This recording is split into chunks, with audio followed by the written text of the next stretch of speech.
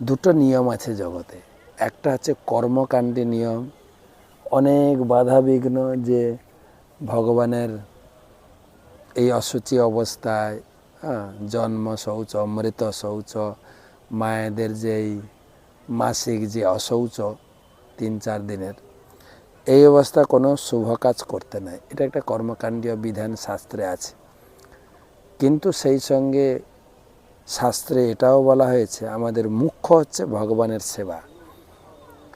ভগবানের সেবায় যদি আপনার আকুলতা থাকে, যে গোপালকে না খাইয়ে তো আমি থাকতে পারবো না, গোপালের সেবা না করে থাকতে পারবো না, সেই জন্য গুরুদেবগণ একটা পন্থা দিয়েছেন, যে